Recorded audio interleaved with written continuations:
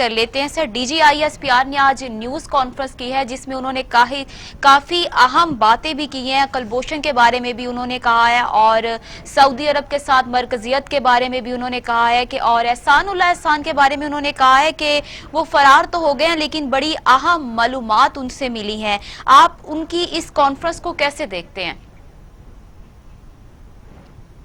اس کو میں ہماری خارجہ پالیسی کا جو بنیادی نقطہ ہے، کہا جا رہا ہے کہ اس سعودی عرب کے بارے میں ہمیں کیا ضرورت تھی یہ کہنے کی کہ ہم سعودی عرب کو کہیں گے کہ OIC کا اجلاس بلائے، وہ نہیں بلائیں گے تو ہم مسلمانوں کا اجلاس بلا لیں گے جو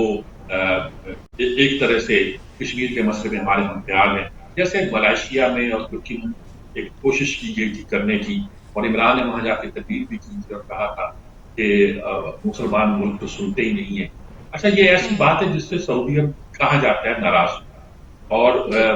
کچھ لوگوں کا خیال ہے کہ شاید عالمی سطح پر بھی یہی پیغام دینا مقصود تھا، لیکن جو زبان استعمال کی وزیر خارجہ نے وہ خارجہ امور کی زبان نہیں، سفارتکاری کی زبان نہیں، ورنہ ہم یہ کر دیں گے۔ آپ اپنے اس حلیف کو، دوست کو کہتے ہیں جس نے ہر مشکل وقت میں آپ کا ساتھ دیا اور جس کے ساتھ آپ کے اسٹریٹجک تعلقات ہیں،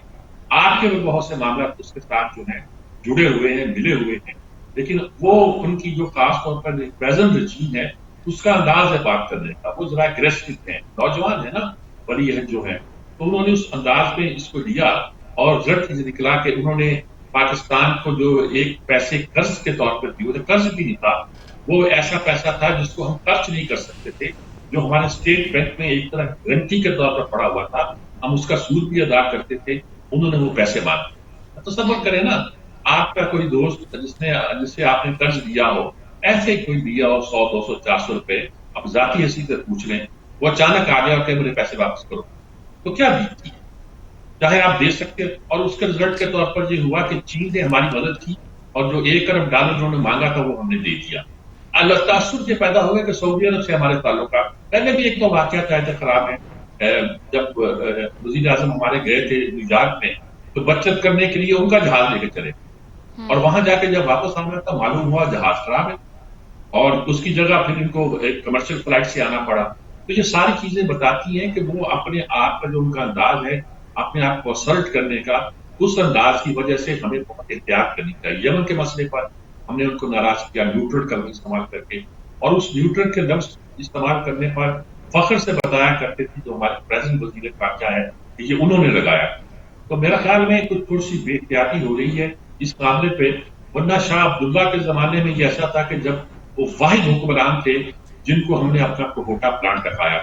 اور جب انہوں نے وہاں یورینیم کی افزودگی کو دیکھا تو ہمارے خوشی کی آنکھوں میں آنسو آ گئے، اور پھر ان دنوں میں سعودیت نے ہماری اتنی مدد کی کہ اس کی آ دی۔ اس وقت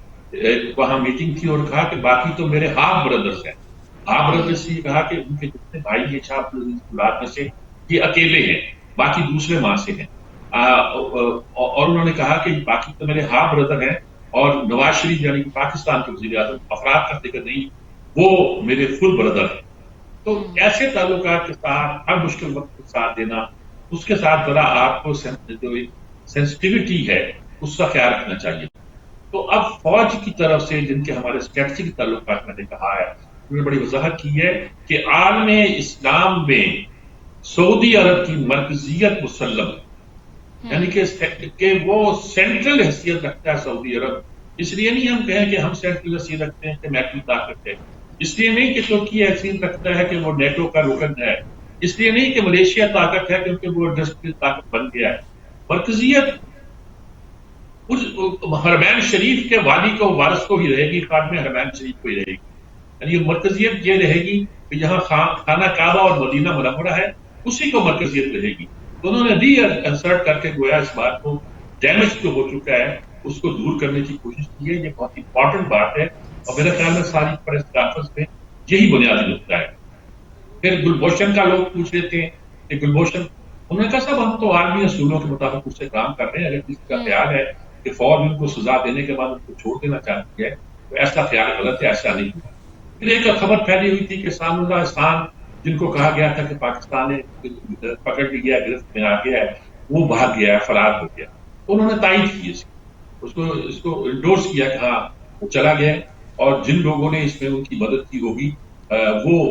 ज़ाहिर है कि सजा पाएंगे। लेकिन ये है कि जाते जाते हमने बहुत कुछ उससे करवा दिया है, बहुत कुछ निकला दिया है, और अब ये कि अफगान ताल्लुकात में बेहतरी पैदा करने के हम उन चीज़ों से काम ले रहे हैं। तो इस लिहाज से फौज के तर्जमान, ISPF के तर्जमान, ये प्रेस कॉन्फ्रेंस बहुत ही मानी खीर और इम्पोर्टेंट थी, और ये बताती थी कि जो अगर कुछ डैमेज हुआ है तो उसको कैसे दूर किया जा सकता है। ये खारजा पॉलिसी के अमूल है जिसका उन्होंने किया।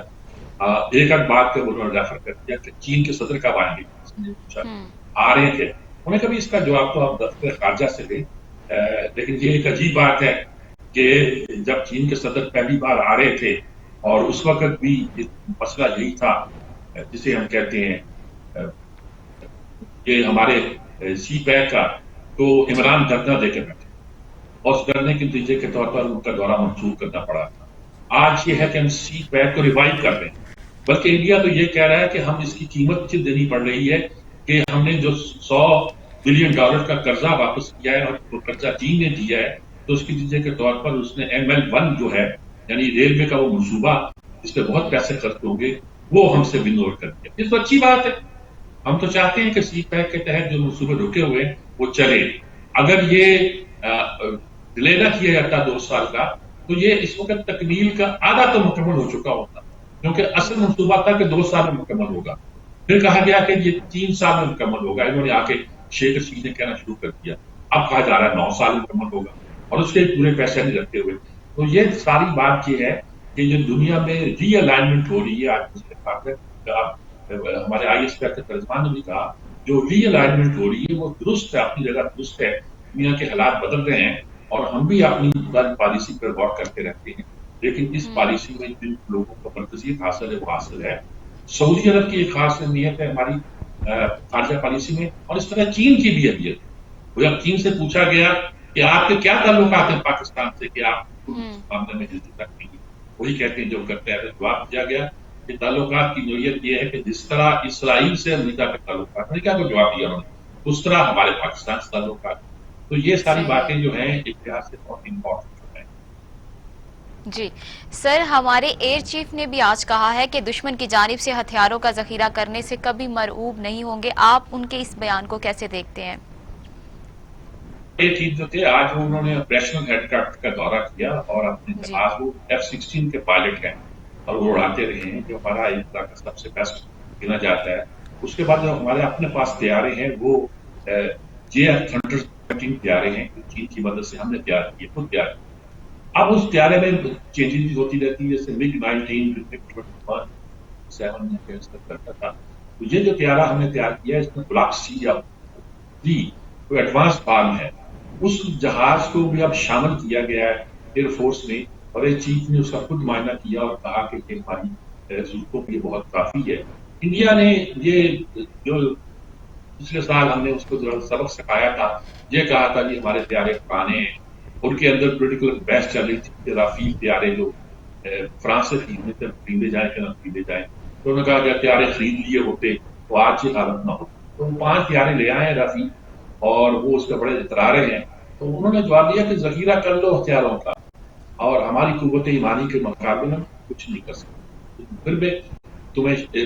सबक सिखाएंगे अगर तुमने कोशिश की पाकिस्तान की तरफ आंख उठा के देखने की, और फिर भी हम तुम्हें उसी तरह मारेंगे और शिकस्त देंगे जिस तरह पैसे जंग में देते। गोया ये कहा गया कि पाकिस्तानी एयरफोर्स जो है वो तैयार है हर किस्म का मुकाबला। जी सर, यहाँ पे मुझे ब्रेक लेनी है, लेकिन ब्रेक से आने के बाद प्रोग्राम में शामिल करते हैं कि आज बिलावल भुट्टो ने कहा है कि वफाक सिंध को कानूनी बनाकर सिंध के दारुल हुकूमत पर कब्जा करना चाहता है। इस पर सज्जाद मीर साहब का तजिया लेते हैं, लेकिन इस ब्रेक के बाद आप रहिएगा हमारे साथ।